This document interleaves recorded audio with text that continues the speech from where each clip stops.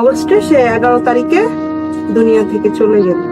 ওখানে সবাই আমার কাছে আমার প্রেশার ক্রিয়েট করতেছে, আমি মেরে ফেলছি। আমি 5 মাসের প্রেগনেন্ট। আমি কি আমার বাচ্চা এতিম করব? আমি এতিম হইছি। আমি তো বুঝতেছি বাবা মানেই তো একটা সন্তানের বট গাছ। আমি আল্লাহর কাছে বলছি আমি ওর বাবাকে অনেক ভালোবাসি, অনেক ভালোবাসি। আল্লাহ, আমি ওই দুনিয়াতে আমি তাকেই চাই। আমি আর বিয়ের সাথে আমার কোনো কিছু দরকার নাই। একটা মানুষের জীবনে এর চাইতে বেশি কষ্ট পাওয়ার আর কি আছে? তারপর বাসায় এসে না অনেকক্ষণ খারাপ লাগছে, তার জন্য অনেক খারাপ লাগছে। এতদিন পরে দেখলাম, কিন্তু আসলে আমি এত খারাপ ব্যবহার করলাম, কেন করলাম? আমার খুবই কান্না পাইছে, আমি কাঁদছি বাসায় এসে। তারপর তার আমি নাম্বার দিয়ে আসছি, আমার ফোন নাম্বার দিয়ে আসছি। বলছে যদি মনে হয় আমাকে ফোন দিয়ে, সমস্যা নেই, আপনি ফোন দিতে পারেন অলওয়েজ টাইম। বলে যে না, আমি তোমাকে বিরক্ত করবো না কখনো। তুমি যেটা ভাবো যে জায়গায় জায়গায় যাবো, আমি বকাট্ট ছেলের মতো তোমাকে বিরক্ত করবো না সানিয়া, আমি এটা করবো না, তোমার যদি মনে হয়। তারপরে একদিন ফোন দিল হট করে, 2-3 দিন পরে আমি ফোন দিল। ভালোই এইভাবেই কথাবার্তা চলতেছে। তখন ও বলতেছে আমি তো ফকিরাপুর যাই, আমি তো আবার বিজনেস করছি, কিন্তু হচ্ছে আমার অনেক কষ্ট হচ্ছে সানিয়া। পরে আমাকে বলে না যে সে সিরা জুতা পরে। পরে সে আসলো, আমি দেখলাম তার জুতা ভালো না। পরের দিনই আমি একজোড়া তার জন্য খুব দামি, প্রায় 3,200 টাকা দিয়ে একজোড়া জুতা। নিজের খাওয়ার কোনো ঠিক নাই, সারাদিনই না খেয়ে থাকি। সারাদিন না খেয়ে থাকি, দেখি তো দিনের পর দিন কি পরিমাণ টর্চার করছে শরীর। হ্যাঁ, মাত্র আমি 10,000 টাকা বেতন পাই। 10,000 টাকা বেতন, নিজে খায় না, বাচ্চাকে খাওয়াইতে হয়, বাড়ি ভাড়া দেওয়া লাগে, ওখান থেকে আবার 3,000 টাকা। আরে বেটা, 3,000 টাকা তো কোন সময়কার ঘটনা এটা? রুমমেটরে দিতাম, হ্যাঁ, 9,000 টাকা। কিন্তু আমার যে আপু ছিল, উনি আমাকে অনেক হেল্প করতো। শুধু 10,000 টাকা বেতন দিত, উনি খুশি হয়ে আমাকে কিন্তু 5,000 টাকা করে আমার যে সম্পূর্ণ তেল, সাবান, সব ইভেন সে আমাকে জুতাটা পর্যন্ত কিনে দিত। আল্লাহ আসলে পাঠায় সব মানুষগুলোকে। আমার বেতনটা কিন্তু থেকে যাচ্ছে, আমার কিন্তু বেতনটা ভাঙতে হচ্ছে। ওখান থেকে 3,000 টাকা দিয়ে বরকা বা জুতা কিনে দিলা? হ্যাঁ, আমি একটা অ্যাকাউন্ট ছিল, আমার হচ্ছে একটা অ্যাকাউন্ট ছিল, তো ওইখানে টাকা পয়সা আমি সেভ করতাম, কারণ আমার টাকাটা লাগতো না। উনি আমাকে সব দিত, উনি অনেক ভালো ছিল। তারপরে জুতা কিনে দিলাম সেই লালবাগ থেকে। বোনার আমি গেছিলাম, নিয়ে আসছি। তো তখন আমি বলতেছি সোহাগ আপনি একটু আসেন তো। তখন জুতাগুলো দিলাম, আমি বললাম এই জুতাগুলো এখন ফালান, এইগুলা পরেন। এর পরের দিন আবার 2 দিন পরে দেন ব্যাংকের থেকে টাকা উঠাইয়া আর বেতন উঠাইয়া ওর জন্য ওর পুরো গেটআপ চেঞ্জ করে। তারপরে কি করলাম, আমার হাতে একটা ফোন ছিল, ওইটা ওর হাতে দিলাম, যেহেতু ওনার কাছে টাচ ফোন। আর ওর বিজনেসটা করতে হলে রহস্যময় নারী জাতি, ওর বিজনেসটা করতে হলে টাচ ফোন লাগবে। টাচ ফোন চাই আমার একটা। আবার সাজাচ্ছে ওকে। ওরা যেমন কি পাইছে ওর কাছে, কিচ্ছু পায়নি, নাথিং। 8-9 মাস বিয়ে পুতুল খেলে 5 বছর জেলে। সে শুধু আমাকে, যেটা সত্যি কথা, সে শুধু তখন আমাকে একটা নাকফুল কিনে করেছিল বিয়েতে। সে আমাকে কখনো একটা জামা দেয়নি। আর বাকি শুধু ওর কেয়ারিংনেস নেওয়া, ওর সাপোর্ট নেওয়া, এই নিয়ে চলছে। তারপরে দিলাম ওর গেটআপ চেঞ্জ। তখন প্রায় বলতো ওর রেস্টুরেন্টে খেতে মন চায়, এই সেই অনেকদিন পরে আমি রেস্টুরেন্টে নিয়ে আমি করছি। ওর হাতে টাকা দিতাম, বিল তুমি দাও, আমি দিব না, কষ্ট না পায় যে আমি। যাই হোক, পরে আমি নামাজ পড়তাম, তো তখন আমাকে যখন ফোন দিত কান্নাকাটি করতো, তখন আমি বলতাম কি যে কান্নাকাটি করো না, ইনশাল্লাহ তোমার ব্যবসা হবে। আমার মনের বিশ্বাস, আমার মনের বলে তুমি বলছো? আমি বলছি হ্যাঁ ইনশাল্লাহ, একটু ধৈর্য ধরো। তারপরে এই যে শুরু হইলো, একটা ফেসবুক খুলতে বললাম। অনেক মানুষ জানে সোহাগ নাই, সোহাগ কি মারাই গেছে নাকি, বিজনেস কি করবে। তারপর সে ফেসবুক খোলার পর অনেক বিজনেস আসলো। তার এত পরিমাণ বিজনেস আসছে আল্লাহর রহমতে। সে গত রমজান মাসে সে 1 কোটি টাকার মতো, 1 কোটি টাকা বিজনেস করছে সে। কিন্তু তার লাভ হয়েছে, মানে সবার টাকা নিয়ে সে আদম বিজনেস করতো, তো সে ভিসা করছে 1 কোটি টাকা। গত রমজানে তো মালয়েশিয়ার ভিসাগুলো অনেক চলছে, তো সে 1 কোটি টাকা করছে। তো যাই হোক, সে আবার এরকম একটা ছেলে, কারো থেকে 2 টাকা করে খাইতো না, বরঞ্চ মানুষকে বেশি দিত, কিন্তু খাইতো না। যাই হোক, তার কিছু এখান থেকে লাভ হয়েছে, বেশফায়ার যে পার্টনার ছিল এখান থেকে লাভ হয়েছে। রমজানে এর মধ্যে আপনারা আলাদা একসাথে কবে থেকে থাকা শুরু করলেন? আমরা আলাদা আলাদা। যে যে যার যার মত মতো বাসায় চলে যাই, একসাথে থাকা হয় না। আচ্ছা। আমার বোনের বাসায় অনেকদিন বলছি, ও আমার বড় বোন তারপর ঢাকা ছিল, হ্যাঁ তারপর বড় বোনের বাসায় 2 রাত্র ছিল, কিন্তু ওর মা আসলে পছন্দ করে না। মা এই যে আটকে আর একসাথে মা বলতো একসাথে যে, থাকলে কি এমন এই মেয়ের ক্ষতি? সাথে খরচও তো কম হয়। হ্যাঁ 5 বছরে শাশুড়ি- জেল খাটা হয়ে গেল, এই মেয়ের সাথে কি এমন তোর? ও মাঝে আমার শাশুড়ি বলতো যে মেয়ে তোমাকে 1 টাকা খরচ দিল না, ছাড়াইলো না, জামিনের টাকা দিল না, আবার তুমি এই মেয়ের সাথে মেয়ে টাকা মিশছো, কোথা থেকে পাবে? আবার মিশছো। তারপর ছেলেরে দিয়ে একদিন টাকা চাইছিল 1 লাখ, হ্যাঁ। তখন আবার আমি যোগাযোগ বন্ধ করে দিছিলাম 2-3 দিন, ফোনই বন্ধ করে দিছিলাম। ওর একটা সিম ছিল, আই তুই আমার সিম দিয়ে যা, হ্যাঁ আমারে বলতেছে আমার সিম আমি রাখবো না, সিম দিয়ে যা। হুম পরে সিমটা দিয়ে আসছি, বলে বাবা ওর ফ্রেন্ড বলে এটা কি বউ না কি, পরে বলে কি, পরে আবার ফোন দিছে, শোন তোরে কেউ ভালো বললো না, তুই যে এত রাগী এত কিছু, ওই যে দেখ মানুষ আমারে ছিছি বলে, আমি বলছি ভালো বলুক গিয়ে, আমার মানুষের কথা কানে নিয়ে লাভ নেই। আচ্ছা যাই হোক, তারপর গেলাম, বলে আচ্ছা এগুলা বাদ দাও। তারপর হচ্ছে শুরু হলো, তার আমাদের আর একসাথে থাকা হলো না। তারপর হচ্ছে তার গত রমজানে তার ভালোই ইনকাম হলো, তারপর সবাইকে মার্কেট করে দিছে। তারপর আমি বললাম সোহাগ আমার ফ্যামিলিকেও দিছে, এখানে মিথ্যা বলার কিচ্ছু নেই, আমার ফ্যামিলিকে দিছে, ওসব তার বাদ, ফ্যামিলিকে তোমাকে দিছে। কি করছে সেটা জানা দরকার। আমাকে হচ্ছে সে নিজের পছন্দ মতো এই যে 3 পিস কিনে দিয়েছে। এটা হ্যাঁ গত ঈদের কি অনেক সুন্দর, সুন্দর। অনেক সুন্দর 3 পিস কিনে পুরো দিছে, পিটানো 3টা কাজ 3 পুরো পিস কিনে এসে। দিছে, 3টা? হ্যাঁ 7,500 টাকা দিয়ে, বাহ, হ্যাঁ। মানে ছেলের কলিজা আছে। কলিজা। 7,500 টাকা দিয়ে। আমি তো অবাক হয়ে গেছি, কারণ আমি 7,500 টাকা 3 পিস কোনোদিনও কিনি নাই, কিনতেন না, কিনা আমি কথাও কিনি না। নাই, কারণ যেটা আমার কত বাবা সুন্দর না করতো, কালার যেটা আমার বাবা করতো, পুরোটা কাজ করা হ্যাঁ। একদম। হ্যাঁ যেটা আমার বাবা করতো সেটা আমার ব্রেনটে সবসময় ইয়ে করতো, আমার ফ্যামিলিকে দেখবো বা এরকম কিছু। হ্যাঁ আমি যে 7,500 টাকাতে 3 পিস দিব, ওইটা আমার একটা ভাগ্নিকে দিব, একটা কিছু করে, বুঝতে এরকম মাথার মধ্যে কাজ করতো। সেই জায়গা থেকে তারপর হচ্ছে সে দিল, তারপর নিয়ে গেল মার্কেটে, এই যে লিপস্টিক তার দেওয়া, হুম। তারপর সে জুতা কিনে দিল, তার জুতাই পরে আসছি, সে জুতা কিনে দিল, সে প্রায় আমার 20,000 টাকার মতো মার্কেট করে দিল। 20,000? হ্যাঁ। মানে টাকা পকেটে থাকলে মামা রাজা একদম। তারপর সে বলল জুতার দোকানে দাঁড়ায়া, জানো সানিয়া কেন তোমাকে জুতার দোকানে দাঁড়াই, আমি তো অবাক হয়ে গেছি, আমি তো চায়া আছি, কেন কিনে দিছি তোমাকে, এই যে বিজনেস করলাম না, এত মানুষের এত কিছু দিলাম না, এই যে মানুষের আমার ইনকামটা খাচ্ছে না, তোমার দ্বারা, তোমার জন্য, দেখ, আমার লোম খাড়া হয়েছে, বুঝলাম আছে। বাহ, তোমার জন্য। অবশ্যই আমি তোমার বললাম জন্য। এটা বলে আমাকে ছোট করো না, দোকানের সবাই তাকায় আছে, বলে যে এটা কি ভাবি, বলে হ্যাঁ এটাই ভাবি, যাকে আমি কোনোদিন পরিচয় করাইতে চাইতাম না, আজকে তাকে আমি পরিচয় করাই দিতে চাইতেছি, কারণ হচ্ছে তার ধারায় আমি আজকে সোহাগ। তখন আমার কাছে খুব, ভাল লাগার কথা, স্বীকৃতি পেয়েছে অনেক বড় ব্যাপার। হ্যাঁ কখনো সে বউ বললে আমাকে ওইরকম ইয়ে করতো না, কারণ তার সাথে আমার মানাইতো না, সে একটু হেলদি, সুন্দর টুন্দর ছিল বেশি। সে কালো, তার বয়স আমার থেকে বেশি, আচ্ছা ভালো বেশি, মানলেও বলতো যে পাগল এতি মেয়ে কোথায় যাবে, বা খুব ইয়ে করতো। শুরু হলো, তারপর আমার ভাইয়ের বাসায় ছিলাম, ভাইয়ের বাসায় থাকার পর তারপর তারপর ভাইয়ের বাসায় ছিলাম, ভাইয়ের কাছে গত রমজানে আসছি, টাকা ছিল, আমার হাজবেন্ডেরও টাকা ছিল, সবাই আমার সাথে ছিল, হ্যাঁ সবাই। মেয়ের 1 তারিখে আমি ঘর নিলাম, বাসা নিলাম, বড় ফ্ল্যাট, আশা করলাম, যেটা সত্যি কথা। হ্যাঁ আমিও আমার শাশুড়ির সাথে মিসবিহেভ করেছি, আমি স্বীকার করব।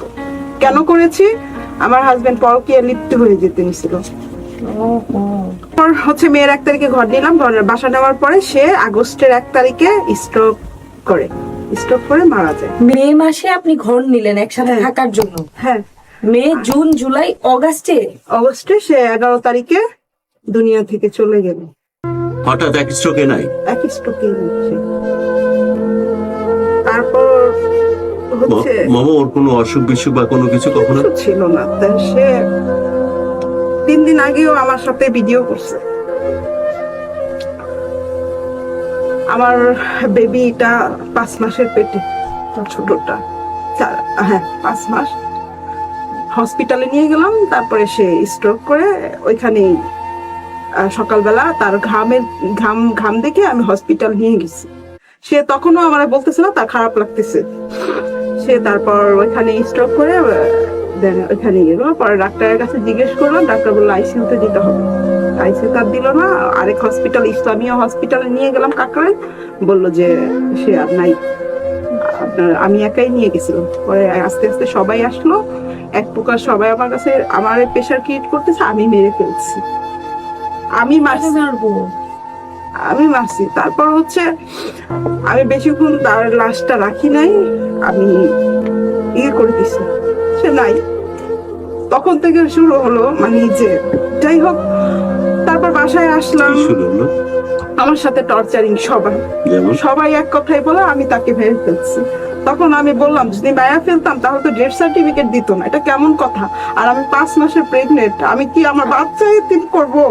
আমি এতিম হইছি, আমি তো বুঝতেছি বাবা মানেই তো একটা সন্তানের বট গাছ। হয়তোবা আমি আমার বোন আছে আমি বুঝি নাই, আমার দুলাভাই আছে আমি বুঝি নাই, কিন্তু আমার বাচ্চার তো কোনো ভাই বোন থাকবে না, সে তো বুঝবে তার বাবা নাই। তো এক পর্যায়ে সবাই শুধু প্রেশার ক্রিয়েট করতেছে যে আমি মেরে ফেলছি। শুধু আমার বড় বোনটা আমাকে অনেক সাপোর্ট করছে। আমি তাকে একটা কথাই বলবো যে সে যদি সাপোর্ট না করতো হয়তো এতদিন আমিও স্ট্রোক করে মারা যেতাম, হয়তো আমার বেবিটা পৃথিবীতে থাকতো না। আল্লাহ তাকে দিছে, সে আনাইসিউতে 7 দিন ছিল। আমি আল্লাহর কাছে বলছি আমি ওর বাবাকে অনেক ভালোবাসি আল্লাহ, আমি ওই দুনিয়াতে আমি তাকেই চাই। আমি আর বিয়ের সাথে আমার কোনো কিছু দরকার নাই। আমি শুধু একটা কথাই বলবো যে আমার বাচ্চাটা আমি বুকে নিয়ে যেন বাঁচতে পারি, আর কোনো কিচ্ছু না। কারণ আমার উপরে ইনস্ট্যান্ট এখনো অনেক প্রেশার ক্রিয়েট হচ্ছে। সবার একটাই ধারণা যে আমি বোধহয় শখকে মেরে ফেলছি। ইভেন আমার ভাই বলে আপনার শখকে মারলে লাভটা কোথায়? লসের থেকে তো লাভটা শুনে তো কোথাও কোন টাকা পয়সার ব্যাপার ছিল কিসের? তাহলে কোন যুক্তিটা কি মনে করতেছে যে আমি বোধহয় আমার শাশুড়ির কাছ থেকে ছিন্ন করার জন্য বা একটা মেরে ফেলে কোথায় থাকবেন? সেটাই মেরে ফেলে কি মেরে ফেলে অন্য কোথাও থাকা যায় নাকি? এখন তো আমার তো কিচ্ছু নাই, আমার তো একটা না, ওরা লজিকটা যে কোনো জিনিসের মার্ডারের পিছনে একটা ইন্টারেস্ট থাকে, ওরা ইন্টারেস্ট কি বলে, কি লাভ আপনার? আল্লাহ জানে। বেশি যুক্তি কি দেয়? করে আমার ভাই আর ভাইয়ের শাশুড়ি টাকার লোভে পড়ছে। যুক্তিটা কি যে মাল মেরে কি করছে? হ্যাঁ, বলে যে তুই মেরে ফেলছিস। মেরে ফেলে কি কারণে, কি লাভের জন্য? আমি না আসলে সমাজে তাকে আরো হেয় প্রতিপন্ন করে। হ্যাঁ, যেন আমাকে কিছু কি বলতে পারে? আমি শোনার জন্য বলছি, কোন কিছু বলতে পারে? যেন জায়গা না দেয় আমাকে। বলে যে তুমি যে এখানে যাবে সেখানে মানুষই মারা যাবে। ও আচ্ছা, অপয়া ও যেখানে যাবে ওইখানে মারা যাবে। আপনার বাচ্চাটাকে নিয়েও কোনো কথা? হ্যাঁ, বাচ্চাটা নাকি জিনের বাচ্চা এরকম বলে। আমার এখনো এই বুকের এক সাইড ব্যথা করে ওদের কথা শুনলে। আমি আমার সন্তান নিয়ে কিছু বললে আমি চুপ থাকবো না, এটা তো সম্ভব না। আমার ভাই আর ভাইয়ের শাশুড়ি বেশি অত্যাচার করে, বেশি এগুলা খুব প্রেশার ক্রিয়েট করে। উনি ওই মহিলা কবিরাজি, উনি বেশি প্রেশার ক্রিয়েট। আপনার বাচ্চাকে কি বলে? জিনের বাচ্চা। এটা কেমন? কোন দেশের নিয়ম? আমি চাই যে আমি শুধু একটা কথাই বলবো যে আমার ভাইকে যে আমার ভাই যেন কখনোই আমার বাচ্চা নিয়ে কোনো কথা না বলে। এখনো সময় আছে, তোমরা এখনো শুধরাও। অনুষ্ঠান শেষের দিকে একদম শেষ করছি। এখনো শুধরাও। মনো কি অবস্থা এখন, বর্তমানে কি অবস্থাতে আছেন বলেন? এদের গল্প বাদ দেন, এরা বলতেই থাকবেন। আবার যখন সফল হবে একদম নেড়ি কুত্তাগুলো থাকে না রাস্তাতে ঘ্যাও ঘ্যাও করে, ওরকম করে লেজ নাড়াতে নাড়াতে চলে আসবে। সো এরা আমার কাছে আলোচনা বিষয়বস্তু না। বর্তমান অবস্থা বলেন। আমার বোনের কাছে আছি, অনেক ইয়েতে আছি। আমি যত টাকা পয়সা ছিল, আমার বাচ্চাটা এনআইসিইউতে ভর্তি ছিল, আমার টাকা পয়সা সবই শেষ। আমার এখন কিচ্ছু নাই, কারণ 5 লাখ টাকা মানুষ কয়দিন খায়? প্রায় 9 মাস হয়ে গেছে। হ্যাঁ, আমি আমার বাচ্চাটাকে নিয়ে আমি চাচ্ছি যে আমি নিজের ইয়েতে কিছু করে খাইতে। আমি কার কাছে? বাচ্চার বয়স কত এখন? 4 মাস। 4 মাস। আর ওই বাচ্চাটা তো বোনের কাছে নাকি? না, ওইটা 4 মাসেরটা এটা হচ্ছে বোনের কাছে রেখে আসছি। আর এখানে আসার জন্য বোনের কাছে রেখে আসছে? হ্যাঁ, বোনের কাছে রেখে আসছি। আন্ডারস্ট্যান্ড। এটা তো পরের বাচ্চা, সোহাগের সংসারের বাচ্চা। রাফির কথা বলতে। আর আগে রাফি দাদা দাদির কাছে। কত বয়স এখনো? ওর প্রায় 10 বছরের মতো হয়ে গেল। ওকে, সো এখন ঘুরে দাঁড়ানোর জন্য কি চেষ্টা করছেন? আপনি তো ফেসবুকে অনেক সরব দেখি। হ্যাঁ, আমি হচ্ছে এখন ঘুরে দাঁড়ানোর জন্য অনলাইনে আপনি কিছু করেন, যেহেতু আপনি চাইলেই তো এগুলো করতে পারেন, সেলসম্যান সেলসউইম্যান হিসেবে মেলাদিন কাজ করেছেন আপনি। হ্যাঁ, আমি চাচ্ছি যে আমার একটা চ্যানেল আছে। চ্যানেল করেছেন? হ্যাঁ, ভেরি গুড। আমার কি একটা নাম? চ্যানেল আছে, বাংলাদেশি ব্লগার সোনিয়া। বাংলাদেশি ব্লগার সোনিয়া। হ্যাঁ। বানান ঠিক আছে কি দেখেন তো? জি। বাংলাদেশি পুরোটা লিখতে হবে, হ্যাঁ, হ্যাঁ, BANG, বাংলাদেশ। বাংলায় হ্যাঁ, বাংলাদেশি ব্লগার স্পেস দিয়ে নাকি? না, স্পেস, হ্যাঁ, একটু স্পেস দিয়ে, হ্যাঁ, গ্যাপ দিয়ে ব্লগার সোনিয়া। স্পেস দিয়ে সোনিয়া। হ্যাঁ। বাংলাদেশি আমার একটা space TikTok blogger space Sonia. Okay, আমার একটা টিকটক আইডি আছে, সোনিয়া আক্তার মোমো। সোনিয়া আক্তার মোমো। হ্যাঁ, ওকে, প্লিজ সবাই ওইখানে। না আমি অনুরোধ করতেছি যে প্লিজ আপনারা সার্ভাইভ আপনাদের করুন কাছে এই আমি- যোদ্ধাকে। এর জীবনে কষ্ট পাওয়ার আর কিছু বাকি নাই রে ভাই, আমি তো মাথার মধ্যে ঢুকে গেছে। আরেকবার বলতেছি, মাত্র 19 দিন বয়সে সে তার বাবাকে হারিয়েছে। যে বট গাছ ছাড়া আমরা বুড়া বয়সেও পাগল হয়ে যায় বাপ চলে গেলে। মা হারাইছে 7-8 বছর বয়সে। সে যখন কন্যা একটা সন্তানের মা, সে অবস্থাতে তার স্বামী তাকে জোয়ার বোটে বন্ধক রাখছে। এই বেচারি বিয়ে করার আর পরবর্তীবার যখন আর সেকেন্ড টাইম ম্যারেজ হলো, তখন মাত্র 11 মাসের মাথায় সংসার করার পর 5 বছরের জন্য জেলে চলে যাচ্ছে স্বামী। তারপর থেকে স্বামীকে শুধরাতে গিয়ে তার জীবন শেষ হয়ে যায়। তারপর যখন সেখান থেকে ফেরত আসলো, মে মাসে একসাথে 3 থেকে 4 মাস সংসার করার পরে তার স্বামী এই পৃথিবী থেকে চলে যায় স্ট্রোক করার পর। এবং বর্তমানে সে বেচারি একা, এই যে সোহাগের পরবর্তী যে স্বামীর ঘরের যে সন্তান 4 মাসের বাচ্চা, তাকে নিয়ে যুদ্ধ করতেছে। তো একটা মানুষের জীবনে এর চাইতে বেশি কষ্ট পাওয়ার আর কি আছে? সো আপনারা তো বিনোদনের কাজ হিসাবে বিভিন্ন জায়গায় দেখতেছেন, স্পেশালি আপনারা অনেকে, আপনি সবাই ন্যাস্টি স্টাফ, নোংরা স্টাফ, ভালগার স্টাফ দেখতে পছন্দ করি। তো রিপন ভিডিও হিরো আলমকে একটু বাম পাশে রেখে, পরিমণি বুবলিদের ক্যাচ্ছাটাকে একটু ডান পাশে রেখে, এসব যোদ্ধাদেরকে একটু জায়গা করে আমি দেন না। কারো কাছে সাহায্য চাবো না। না, সাহায্য চাও না, তোমার সাথে যায় না, তুমি যোদ্ধা। আমি আরো Please, যুদ্ধ করবো। আরেকবার, আমরা যারা অনেক ব্লেসড না, অনেক ভালোভাবে থাকি, এই শালারা জীবনের গন্ধও পায় না। কিন্তু বিশ্বাস করো, জীবন জিনিসটা কি, সেই জিনিসটাকে কাছ থেকে দেখার বিশাল এক সুযোগ আর এক্সপিরিয়েন্স তোমাকে আল্লাহ করিয়ে দিয়েছে। ঠিক আছে না? এই জীবনের কথা বলো তুমি। আমি কি বুঝাতে পারছি? হ্যাঁ, আমি আমার বড় বোনের উদ্দেশ্যে একটা কথা বলবো। আপু, আমি অনুষ্ঠান তোমাকে শেষ করছি। অনেক ভালোবাসি। হয়তো বা কখনো বলতে পারি নাই বা কখনো ইয়ে করতে পারিনি, আমি জানি না। আমি শেষ অব্দি আমি দুলাভাইকেও, আমি ভাইকেও বলি, আমি অনেক অনেক তোমাদেরকে রেসপেক্ট করি, সম্মান করি, এখনো করি, ইভেন সব সময় করব। তোমরা আমার জন্য দোয়া করো যেন আমি অনেক দূরে আগাইতে পারি। আমি কারো সাহায্য চাই না, প্লিজ। আমি যেন আগাইতে পারি, তোমরা শুধু এই দোয়া করো। আমার তোমাদের থেকে কিচ্ছু লাগবে না। এক্স্যাক্টলি, যোদ্ধা এত কানতে নেই, চোখে পানি মুছো, জাস্ট ফাইট করো। যেভাবে ফাইট করে আসতেছো জ্ঞান হওয়ার পর থেকে, সবাই আমার বাচ্চার জন্য দোয়া করবেন। অবশ্যই দোয়া করি। ইউ আমার উইল জন্য ফাইট। দোয়া করবেন, আমি যেন একদিন অনেক দূরে আগাইতে পারি। অবশ্যই তুমি আমার যাবে। শুধু এই এতটুকুই আমার অবশ্যই টার্গেট। যাবে, চোখ মুছো। আর কোনো কান্না নাই, আর কোনো কান্না নাই। You will fight till your end breath, right? আর কোনো কান্না নাই, যুদ্ধ করতে থাকো। আরেক দফা অনুরোধ করতেছি, please, Bangladeshi space blogger, space হ্যাঁ, Bangladeshi blogger Sonia. Bangladeshi blogger space Sonia, এটা হচ্ছে আপনারা ইউটিউবে পাবেন। প্লিজ সাবস্ক্রাইব করুন, ডু সাবস্ক্রাইব রাইট নাও। আর ফেসবুকে পাচ্ছেন সোনিয়া আক্তার মোমো। এবং যারা আপনারা ব্র্যান্ড প্রমোশনের জন্য চাচ্ছেন, সাথে সাথে তার সাথে আপনারা কমিউনিকেট করতে পারেন। এটা কিন্তু অসম্ভব রকমের একটা, কি বলবো, এটা একটা সাদকা জারিয়াও কিন্তু, যে এইভাবে একটা মেয়ে এবং এরকম একটা যোদ্ধা মাকে এবং বাচ্চাকে হেল্প করতেছেন, তাকে পরিশ্রমের কাজের মধ্য দিয়ে। সো প্লিজ আপনারা তাকে তার মতো করে তার পাশে থাকার চেষ্টা করুন। আর আমি স্পেশালি তার বড় বোন এবং দুলাভাইয়ের কাছে কৃতজ্ঞতা জানাচ্ছি না, কারণ অ্যাঞ্জেলকে কৃতজ্ঞতা জানাতে নেই সাধারণ মানুষের। কারণ এই অ্যাঞ্জেল গুলো আল্লাহ রাব্বুল আলামিন পৃথিবীতে পাঠায় এই মোমোদেরকে স্বাভাবিক যেন থাকতে পারে, তারা যেন অ্যাটলিস্ট বাঁচতে পারে, তারা যেন অ্যাটলিস্ট নিঃশ্বাস নিতে পারে, সেই কারণে। আর আমরা মানুষ হিসেবে আমাদের কি ধৃষ্টতা যে ফেরেশতাদেরকে আমি কৃতজ্ঞতা জানাবো। আপনারা এমনই থাকবেন, আপনারা এমনই হবেন, এটাই স্বাভাবিক। কারণ আপনারা গোটা পৃথিবীটাকে ব্যালেন্স করে রেখেছেন, নাহলে এখন পর্যন্ত এই পৃথিবী কিয়ামত হয়ে যেত। সবার জন্য অনেক অনেক ভালোবাসা শেষ মুহূর্তে। হ্যাঁ, আর একটু শম্পা, আমি তোমাকে বলি, আমি তোমার পাশে আছি। তুমি কখনো কোনো কিছুতে ঘাবড়াবা না। আমি এটা আমার বোনের মেয়ে, ও হচ্ছে একটু ভাগ্নি করতেছিল তুমি সব সময়। হ্যাঁ হ্যাঁ, ও হচ্ছে আমাকে অনেক সাপোর্ট করে। তুমি প্রায় সব, তুমি বলছিলে ভাগ্নির কথা। হ্যাঁ হ্যাঁ, ও শম্পা, আমি তোমার পাশে আছি, তুমি কখনোই নিজেকে ঘাবড়াবা না, আমি শেষ অবধি তোমার কাছে থাকবো। প্লিজ তুমি কষ্টে আছো এরকম কোনো কিছু করবা না যে আমি এই অনুষ্ঠানের আমরা মাধ্যমে- সবাই তোমাদের প্লিজ পাশে আছি। তুমি এমন কিছু করবা না। তুমি যদি কিছু করো তাহলে না না, অসুবিধা নাই, এগুলো আমরা ইন্ডিভিজুয়ালি কথা বলে নিও। হ্যাঁ, ওকে শম্পা, আমরা সবাই তোমার সাথে আছি, সবাই তোমার সাথে আছি।